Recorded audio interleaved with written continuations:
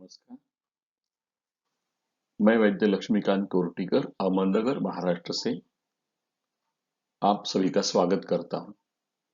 आयुर्वेद व्यासपीठ का मैं बहुत बहुत आभारी हूं जिन्होंने मुझे यह अवसर प्रदान किया। आयुर्वेद ये मानव वंश का जीवन शास्त्र है।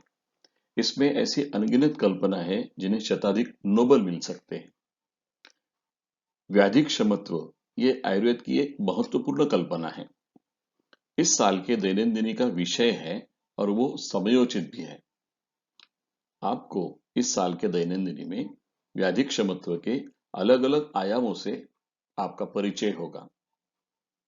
मेरे लेक्चर का जो विषय है बल वृद्धिकर भाव, चरकाचार्य ने शारीर स्थान के छठे शरीर विचय अध्याय में इसके बारे में सूचित किया है। बल यह कल्पना मल्टी डायमेंशनल अप्रोच वाली कल्पना है। बल यह शारीर रचना, शारीरिक क्रिया को दर्शाता है, अपितु व्याधि का निदान, व्याधि का घटना, बढ़ना, फैलना बल पर ही निर्धारित होते हैं। इसीलिए स्वस्थातुर अवस्था में बल को वैद्यजन बड़ा महत्व देते हैं। जो व्यक्ति क्षुधा तृषा के वेग को सह सकता है, गर्मी एवं ठंड को सह सकता है, शारीरिक कष्टदायक कठिन काम सहजता से कर लेता है, जिसकी जरण शक्ति उत्तम हो, उसे बलवान कहते हैं। आचार्य ने बल के 3 प्रकार कहे हैं: सहज बल, कालज बल और युक्तिकृत बल। चरकाचार्य ने बल वृद्धि के 2 प्लान बताए हैं। एक है जन्म के बाद, दूसरा होता है जन्म से पहले। इस श्लोक में चरकाचार्य ने 13 बल वृद्धिकर भावों का वर्णन किया है, जिसका आज के लेक्चर में हम विस्तार से जानेंगे।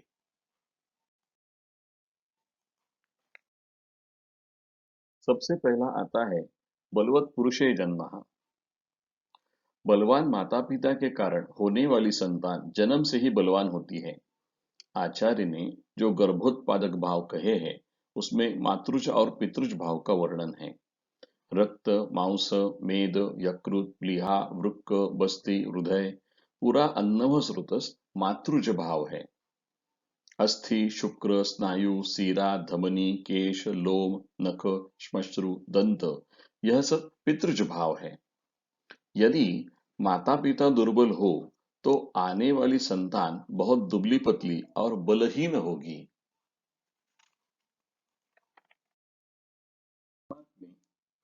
नवजात शिशु की दुर्बलता, इस विषय के ऊपर प्रदीर्घ अभ्यास हुआ। हिटलर ने जब डेनमार्क को दूसरे विश्व युद्ध के दरमियान चहुं ओर से घेर लिया था, तब खाने पीने की बड़ी समस्या हुई थी। बहुत सारे प्रजाजन स्वर्गवासी हो गए, जो बचे वो बलहीन हो गए।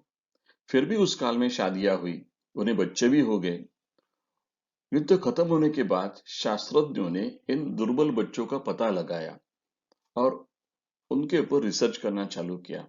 बहुत साल तक ये रिसर्च चला, तो पता लगा जन्मतः जो बच्चे बहुत ही कम वजन के होते हैं, भविष्य में उन्हें मधुमेह, उच्च रक्तदाब, हृदय रोग, स्थूलता ऐसी बीमारियों का सामना करना पड़ सकता है। यह बहुत ही आश्चर्यजनक संशोधन था। इसीलिए आपका होने वाला संतान बलवान होने के लिए माता पिता का बलवान होना बड़ा आवश्यक है।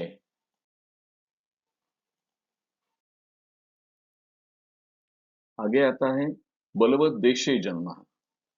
ऐसे प्रदेश में जन्म लेना जहां का हर बंदा हट्टा कट्टा हो। चरक के टीकाकार चक्रपाणी ने पंचनद पंजाब और सिंध प्रांत को स्पष्ट रूप से वर्णित किया है। यह बलवान देश है। चक्रपाणी कहते हैं सैंधवः बलवंतः पुरुषः। उस प्रदेश की मिट्टी उपजाऊ है, हिमालय से बहती नदियां हैं, वहां की हवा ठंडी होती है, वहां का अनाज, फल, सब्जी शरीर को पुष्ट बनाता है। उसी के कारण समदोष, समधातु, समाग्नि ये अवस्था होती है। फिर शरीर बलशाली होता है, धातु सारवान होते हैं। विश्व का उदाहरण लिया तो जर्मनी जैसे देशों में ऐसी स्थिति है। वहां का कोई भी बंदा लिया तो कम से कम 6 फीट का लंबा होता है, हट्टा कट्टा होता है। कि हमारा एक सिख भाई है, उनकी पत्नी है और उनकी बेटी है। सब लोग कैसे हट्टे-कट्टे हैं, धष्ट-पुष्ट हैं। वैसा ही चित्र ये जर्मनी का परिवार का है। ये माता, पिता और बच्चा सभी स्वस्थ है और अच्छे हैं।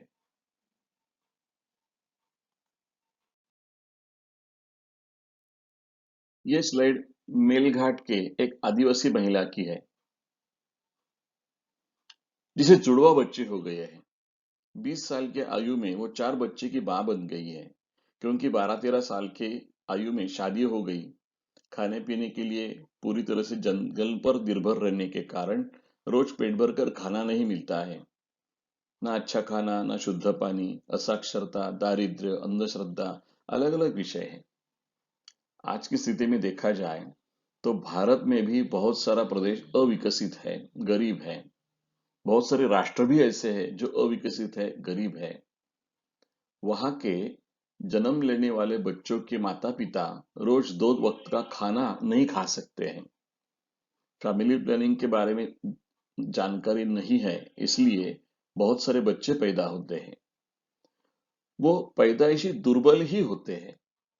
इनके आगे जाके जब शादी होती है किसी दुर्बल बच्ची से, तो होने वाली संतान और दुर्बल बन जाएगी, इसका हम अंदाजा लगा सकते हैं।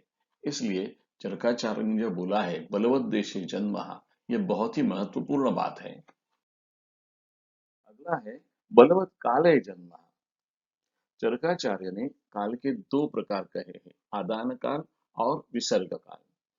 आदान काल में शरीर में तीक्ष्ण और रुक्ष गुण की वृद्धि होती है, इसीलिए शरीर बल कम हो जाता है। विसर्ग काल में सोम शक्ति का प्राबल्य होता है, उससे शरीर बल की वृद्धि होती है। सौम्य भाव से ओज की वृद्धि होती है, उसके कारण बल बढ़ जाता है। यदि बच्चे का जन्म इस काल में हुआ तो काल का बल मिलकर वो बलवान हो जाता है। इसका सीधा सा अर्थ है कि बच्चे का जन्म यदि हेमंत या शिशिर में होता है तो ये काल का बल मिलके बलवान हो जाता है। हार्वर्ड और क्वींसलैंड यूनिवर्सिटी में एक प्रदीर्घ संशोधन हुआ। उसके मुताबिक जो बच्चे शीतकाल में पैदा होते हैं, उनका कद लंबा होता है। 7 साल के आयु तक वो हट्टे कट्टे बन जाते हैं। उनका दिमाग भी बहुत तेज चलता है। इसका सीधा सा अर्थ है कि जो चरकाचार्य ने कहा है वो आज 21वीं सदी में ही सत्य बन रहा है। अगला आता है सुखश्च काल योग। चरकाचार्य ने यहाँ दूसरी बार काल शब्द का शब्द प्रयोग किया है। इसका मतलब सुखस्य काल योग और बलवत काले जन्म, ये दोनों विभिन्न हैं। पेरेंटिंग क्लासेस में यह सिखाना बड़ी आवश्यक बात हो गई है। The time is to be happy is now. माता पिता ने आनंदी प्रसन्न चित्त रहना बड़ा आवश्यक है। गर्भधारणा से पहले यदि माता पिता सदा प्रसन्न रहे, आनंदी रहे, सुखपूर्वक जिंदगी बिताए, एक दूसरे से प्यार से बातें करे, गाने गाए, गिटार बजाइए, घूमने जाइए, अच्छा खाना खाइए, इसके कारण आपके ब्रेन में हैप्पी हार्मोन सीक्रेट होते हैं। उसके कारण आपको अच्छा फील होना चालू होता है। ऐसे काल में गर्भधारणा होती है तो आने वाले बच्चे में बल की स्थिति उत्तम होती है।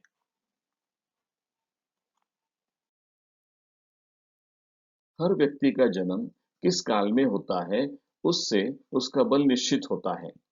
आदान काल में जन्म हुआ तो अवर बल, आदान काल के अंत में या विसर्ग काल के शुरुआत में जन्म हुआ तो मध्यम बल, विसर्ग काल के अंत में या आदान काल के शुरुआत में जन्म हुआ तो उत्तम बल। चरकाचार्य ने प्रकृति के बारे में बोलते हुए काल गर्भाशय प्रकृति ऐसा विषय छेड़ा है। ये जब उत्तम होती है तब साधारण काल योग होता है। इस साधारण काल योग में दोष धातुमल समावस्था में रहती है, यही है सुखस्य काल योग।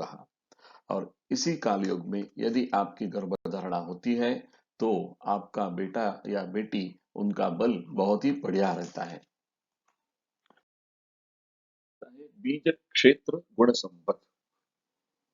बीज गुण और क्षेत्र गुण उत्तम होने से पैदा होने वाली संतान बलवान होती है।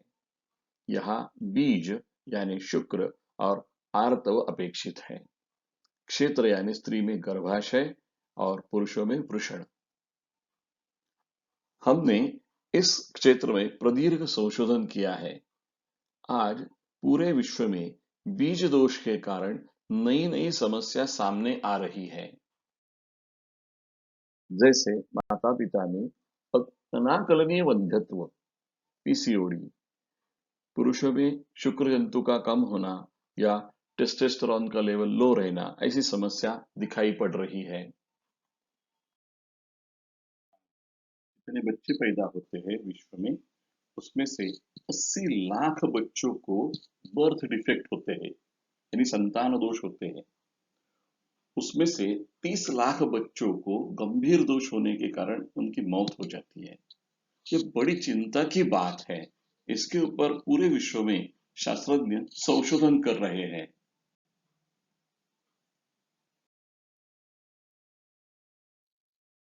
वीएसडी, वेंट्रिकुलर सेप्टल डिफेक्ट, ये आप सब जानते हैं। भारतवर्ष में हर साल 20 लाख बच्चे वीएसडी लेकर पैदा होते हैं। बहुत सारे बच्चे गरीब माता पिता के होते हैं। वैद्यकीय असाक्षरता होने के कारण वो इसका ट्रीटमेंट भी नहीं कर पाते हैं। ये बड़ी चिंता की बात होती है। क्लेफ्ट पैलेट यानी खंडोष्ठ, इसके कारण बच्चा दूध चूस नहीं सकता है, उसे निगलने की तकलीफ होती है, उसको सुनने में बोलने में समस्या होती है। प्लास्टिक सर्जरी से ये ठीक किया जा सकता है। हर साल भारतवर्ष में 30,000 बच्चे ये क्लेफ्ट पैलेट से पीड़ित पैदा होते हैं। ये एक जेनेटिक डिसऑर्डर है। हर साल भारतवर्ष में 25 से 30,000 बच्चे डाउन सिंड्रोम पीड़ित जन्म लेते हैं। ये बड़ी चिंता की बात है। आज तक 10 लाख बच्चों को डायग्नोसिस कर चुके हैं डॉक्टर लोग कि जिन्हें डाउन सिंड्रोम है। इन बच्चों को स्पीच थेरेपी की जरूरत होती है, फिजिकल और एजुकेशन थेरेपी की जरूरत होती है। पूरे जिंदगी भर ये दूसरों पर निर्भर रहते हैं। ये बड़ी समस्या हो जाती है माँ बाप को। इसीलिए हम सब वैद्यों ने मिलकर जन जागृति अभियान चालू करने की बड़ी आवश्यकता है कि गर्भधारणा होने से पहले बीज क्षेत्र शुद्धि करना जरूरी है। इसके लिए पंचकर्म करो, आयुर्वेदिक चिकित्सा लो।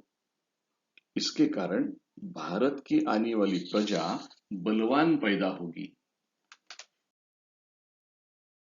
इससे आगे आता है आहार संपत्ति।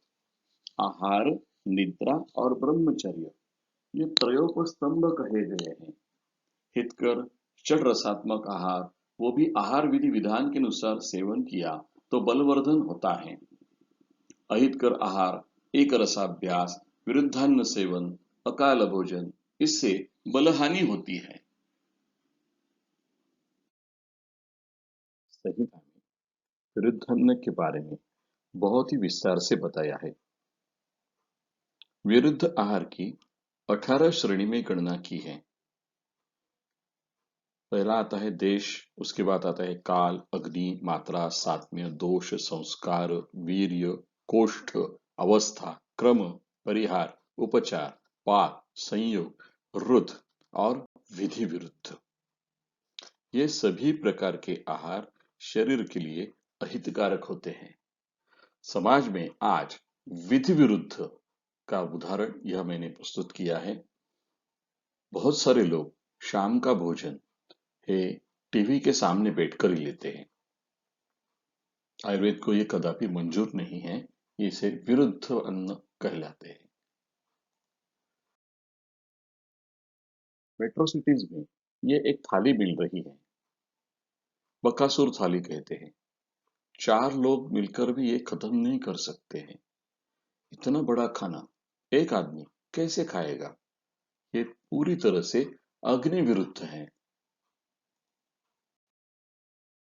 पकाई हुई मछली, यह वीर्य विरुद्ध का उदाहरण है। पुनरसु आत्रेय ने कहा है, सर्वानेव मत्स्यान्न पयसा सह अभ्यवरेत् विशेषस्तु चिलिचिमम्। दूध और मछली एकत्र पकाने से तीव्र अभिसंध पैदा होता है और महाभयंकर आमविष बनता है, जो नाना विकार का कारण है। मैं इसी मौके का फायदा उठाकर वैद्यगण को विनंती करता हूँ, जो मत्स्याहारी है, उनसे मैं ये प्रश्न पूछना चाहता हूँ कि दूध में पकाई गई मछली, ये तो स्पेशल व्यंजन है, लोग सालों से खाते आ रहे हैं। क्या उनमें या आप में कौन सी व्याधि पैदा हुई है? ये बड़े संशोधन का विषय है।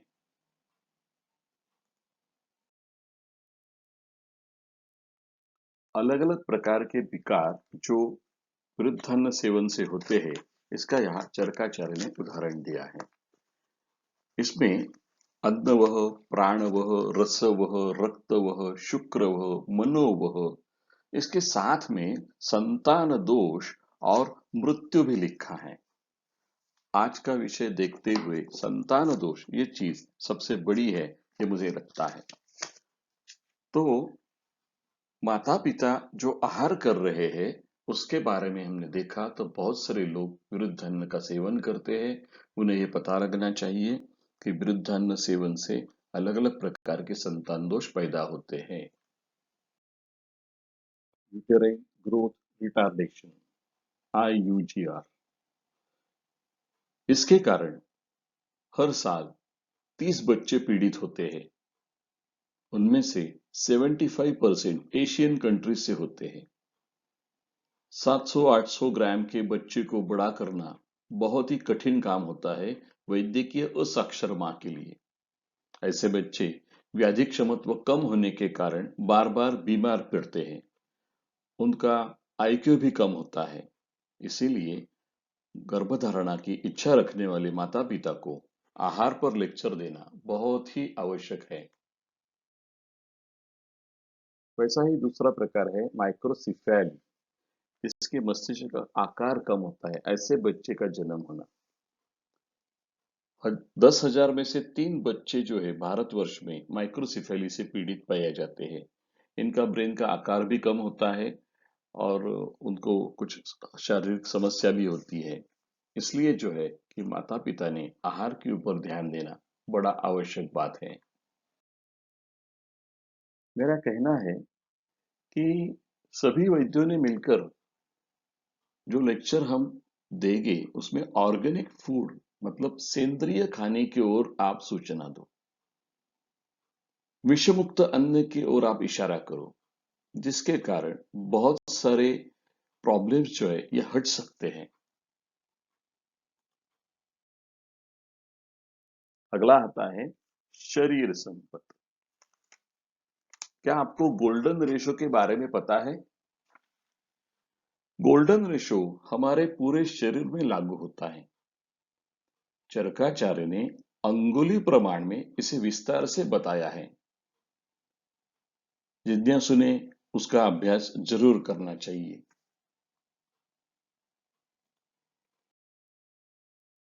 यह गोल्डन रेशो निसर्ग में भी सब तरफ लागू है। सूरजमुखी को देखिए, खिलते गुलाब को देखिए, स्नेल के कवच को देखिए या इस एलोवेरा की प्रजाति को देखिए। सबकी रचना विशिष्ट क्रम से हो गई है। इसे ही गोल्डन रेशो कहा जाता है। क्या आपका शरीर तगड़ा है? कष्टदायक काम आप आसानी से कर सकते हैं। आप भूख प्यास सह सकते हैं। गर्मी और ठंड को सह सकते हैं। आपकी पाचन शक्ति उत्तम है। आप दृढ़ इंद्रिय वाले हो। व्याधि को सहजता से परास्त करते हो। तो आपका शरीर संपत उत्तम है। यदि माता पिता ऐसे शरीर संपत वाले हो, तो बच्चे को जन्म से ही बल उत्तम मिलता है। साथ में संपत्ति, एक्सलेंस ऑफ सुटेबिलिटी। जिन पदार्थों के सेवन से शारीर दोष धातुमल समावस्था में रहते हैं, आरोग्य संपन्नता बनी रहती है, उसे सात्म्य कहा जाता है। सात्म्य के अवर, मध्यम और प्रवर ऐसे 3 प्रकार कहे गए हैं। ऋतु सात्म्य, देश सात्म्य का भी विचार कहा गया है। आजकल लोग सुबह नाश्ते में इडली खाते हैं, दोपहर भोजन में जो है सब्जी रोटी खाते हैं, शाम को आलू पराठा खाते हैं, रात को जो है चित्रान्न खाते हैं और सब हजम कर लेते हैं, तो उसे वो सात्म्य है ऐसा कहा जाता है।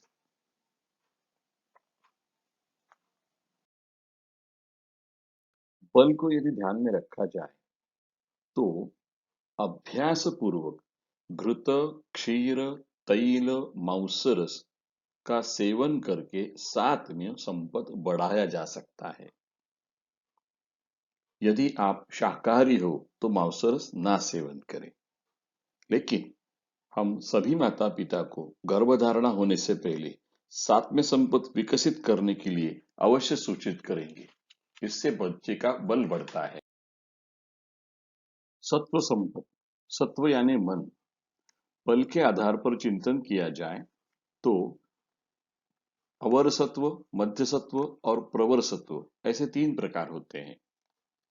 पूरे विश्व में, भारतवर्ष में भी बहुत सारी ऐसी महिलाएं हैं जिन्हें डोमेस्टिक वायलेंस सहन करना पड़ता है। गली से गुजरे तो गुंडे घूर कर देखते हैं, लूज कमेंट्स पास करते हैं। ऑफिस में गए तो बॉस ताने देते हैं, काम का बहुत बोझ होता है, कंप्यूटर बार बार हैंग होता है, सैलरी टाइम पर नहीं होती है। ऐसे बहुत सारे स्ट्रेस हैंडल करने पड़ते हैं। घर आकर देखे, खाना पकाए तो इन लॉज ताने देना चालू करते हैं। तो अलग अलग प्रकार से महिलाएं तनावग्रस्त हैं, टेंशन में हैं। यदि इस काल में गर्भधारणा होती है तो क्या होगा? यदि गर्भधारणा के काल में या गर्भधारणा से पहले ही माँ जो है वो अशांत है, क्रोधित है, चिंतित है, तो होने वाला बच्चा मतिमंद, गतिमंद या ऑटिस्टिक पैदा होने की संभावना ज्यादा होती है। भारतवर्ष में अंदाज से 2 लाख बच्चे मानसिक विकलांग पैदा होते हैं। हर साल जितने बच्चे पैदा होते हैं उनमें से 10% जो है ये गतिमंद होते हैं। तारे जमीन पर 10,000 में से 23 बच्चे ऑटिस्टिक रहते हैं। मित्रों, ये बड़ी चिंता का विषय है, क्योंकि बच्चों को बड़ा करना एक भगीरथ प्रयत्न होता है। हम सब वैद्यों ने मिलकर समाज प्रबोधन करना चाहिए, क्योंकि होने वाले बच्चे का मन शांत, आनंदी, प्रसन्न रहे, इसीलिए माता पिता ने खुश रहना, आनंदी रहना, स्वस्थ चित्त रहना बड़ी आवश्यक बात है। आगे आता है स्वभाव संसिद्धि, इनहेरेंट प्रॉपर्टीज और नेचर इटसेल्फ। निसर्ग की एक न दिखने वाली अद्भुत क्रिया है, उसे स्वभाव कहा है।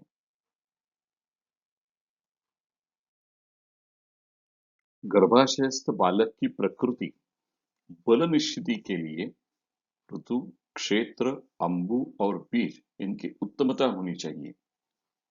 माता पिता का आहार विहार अच्छा होना चाहिए। पंचमहाभूतों की स्थिति भी महत्वपूर्ण होती है। इसके कारण बालक की प्रकृति निश्चित होती है। शुक्र शोणित संयोग के समय जो दोष उत्कट होता है, उससे प्रकृति निश्चित होती है। प्रकृति 3 प्रकार की होती है: वात प्रकृति, पित्त प्रकृति और कफ प्रकृति। दोषों के कम ज्यादा होने के कारण द्वंद्वज प्रकृति बनती है, जैसे वात पित्त, पित्त कफ आदि। जैसी प्रकृति होगी वैसा बल होगा। यानी यदि कफ प्रधान प्रकृति का बच्चा रहा तो जन्म से ही उसका बल अच्छा होता है। यदि वात प्रधान होगा तो वो बार बार बीमार गिरेगा।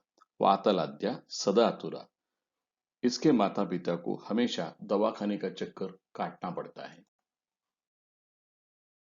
स्वभाव संसिद्धि का टीकार्थ देखा तो पता लगा, गंगाधर टीका में लिखा है, स्वाभाविकी सिंहादीना बल सिद्धि ही।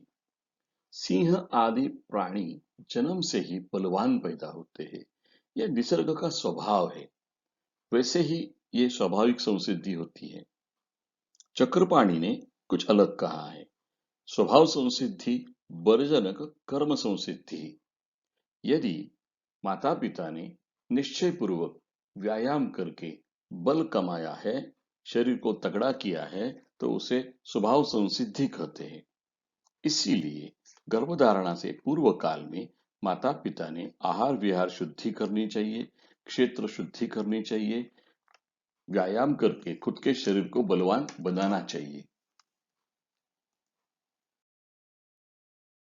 यौवन। चरकाचार्य ने मानवीय आयु की मर्यादा 100 साल कही है। उसके 3 विभाग किए: बाल, युवा और वृद्ध। आषोडश वर्षात बाल उच्यते। 16 से 25 तक वृद्धावस्था, 25 से 40 तक यौवनावस्था, 40 से 60 तक प्रौढ़ावस्था और 60 के बाद वार्धक्यावस्था। यौवनावस्था में शरीर में निसर्गतः बल वृद्धिंगत होता है। वीर्य, पौरुष, पराक्रम, ग्रहण, धारण, स्मरण, आकलन इनकी चरम सीमा होती है। धातु परिपूर्ण अवस्था में होते हैं। शरीर और मन इनका बल उत्तम होता है। इसीलिए इस काल में गर्भधारणा होना उचित है। भारत की आयुर्मर्यादा आजकल 65 की हो गई है, 65 साल की हो गई है। इसका मतलब 40-45 के बाद वार्धक्यावस्था की शुरुआत आपको दिखाई पड़ेगी। बाल सफेद हो रहे हैं, आंखों पे चश्मा आ गया है, वगैरह वगैरह। 1980 के बाद में भारतवर्ष में लेट एज मैरिज का प्रचलन बढ़ रहा है। प्राचीन काल में 18 साल की उम्र के बाद लड़की की शादी की जाती थी, लेकिन आजकल लड़कियां पढ़ रही है, मास्टर्स करती है, कोई डबल मास्टर्स करती है, कोई पीएचडी करती है, कोई उसके आगे सीखने के लिए विदेश में चली जाती है, अच्छी खासी नौकरी करती है, तो उसका उम्र बढ़ जाता है, 35-40 तक चला जाता है। तो उसको लड़का कैसे मिलेगा? 40 से 45 साल तक का। तो ऐसे दंपति को जो बच्चे पैदा होंगे उसके बारे में क्या कहना? शास्त्रज्ञ लोग बताते हैं बहुत सारी रिस्क रहती है। सबसे पहले बच्चा रहेगा कि नहीं, इसकी रिस्क आती है। यदि बच्चा रह गया तो उसमें एनाटॉमिकल डिफेक्ट होने की संभावना ज्यादा है। कभी कभी ऑटिज्म भी हो सकता है। इसलिए हमें एक अवेयरनेस मैसेज जो है ये लोगों के बीच में फैलाना चाहिए कि लेट एज मैरिज आप ना करें तो बेहतर है। ये है कर्म। बलहा व्यायाम शक्त्या परीक्षित, ऐसा चरकाचार्य कहते हैं। नियमित रूप से व्यायाम करने के कारण विभक्त गणगात्रत्व आता है। आज के भाषा में बोला गया तो 6 पैक्स डेवलप होते हैं, वी शेप बॉडी बन जाती है। कष्टदायक काम भी आप आसानी से कर सकते हैं। पाचन शक्ति बढ़ती है, व्याधि क्षमत्व बढ़ता है, गर्मी और ठंडी सह सकते हैं, शारीरिक क्रिया समावस्था में होती है। तो ऐसे माता पिता रहे तो उनके बच्चे का बल जन्म से ही अच्छा होता है। इसीलिए गर्भधारणा के पूर्व काल में वैद्यों ने आग्रह पूर्वक माता पिता को व्यायाम करने के लिए प्रोत्साहित करना ये बड़ी आवश्यक बात हो गई है। संहर्ष। स्वस्थ पुरुष की व्याख्या में आचार्य कहते हैं प्रसन्नात्मेन्द्रिय मनः स्वस्थ इत्यभिधीयते। मन की प्रसन्नता, शांति, ये आज प्रदीर्घ संशोधन का विषय हो गया है। सांप्रत काल में हर भारतीय माता पिता को नाना फ्रंट पर लड़ना पड़ रहा है। उसके कारण उनका मनस्वास्थ्य यही गंभीर समस्या बन बैठी है। विदेशों में देखा तो ये क्लासेस चालू हुए हैं, हैप्पी मॉम हैप्पी बेबी। अरे फिर हम वैद्यों ने क्या करना चाहिए? ये हमारा कर्तव्य है कि आने वाले बच्चे का मन शांत, आनंदी, प्रसन्न, चिंता मुक्त होने के लिए माता पिता को ट्रेनिंग क्लासेस चालू करें। कैसे कर सकते हैं हम? सबसे पहला आता है पॉजिटिव अफर्मेशन। रोज सकारात्मक विचार उनको सिखाएं कैसे करें। उसके कारण वो मोटिवेट होते रहेंगे, उनका हेल्थ अच्छा रहेगा, उनको कॉन्फिडेंस मिलेगा और उनके बच्चे का हेल्थ अच्छा रहेगा। ओंकारं बिंदु संयुक्तं नित्यं ध्यायन्ति योगिनः कामदं मोक्षदं चैव ओंकाराय नमो नमः।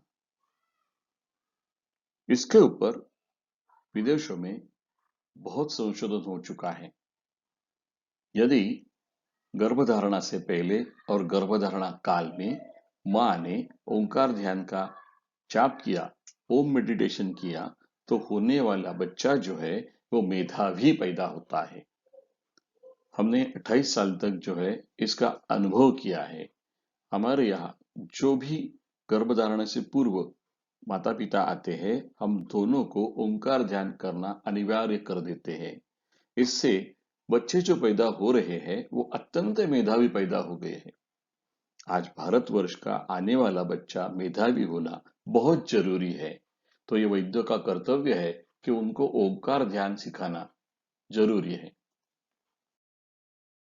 योग निद्रा यानी योगिक स्लीप, ये जागृतावस्था और निद्रितावस्था के बीच की अवस्था है।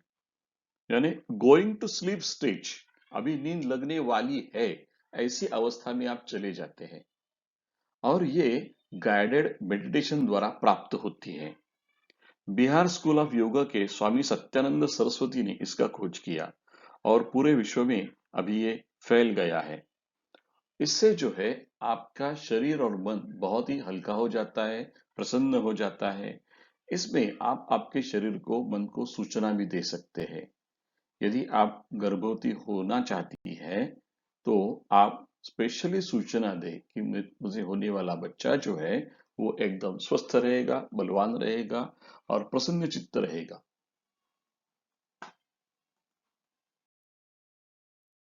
आज पूरे भारतवर्ष के होने वाले माता पिता तनाव से जूझ रहे हैं। घर में, बाहर आते जाते समय सभी और तनावग्रस्त स्थिति है। कट थ्रोट कंपटीशन चल रहा है। आपको 10 घंटे की नौकरी है, आपको 10 दिन की नौकरी है, आपको 1 साल की नौकरी है, इस प्रकार की आजकल नौकरियां मिल रही है। तो ये होने वाले माता पिता हमेशा चिंता में रहते हैं कि हमारा कैसा होगा, हम घर बनाएंगे नहीं बनाएंगे, बच्चा पैदा करेंगे नहीं करेंगे। तो यदि उनका मन हो गया कि हमें बच्चा चाहिए, तो उनको स्ट्रेस मैनेजमेंट के बारे में सिखाइए। सबसे पहले आपके तनाव को जानिए, क्या तनाव है, कौन से लेवल पर है और उसे कैसे परास्त कर सकते हैं। ये चीज जो है ये वैद्यों ने पेशेंट्स को सिखाना बहुत जरूरी है।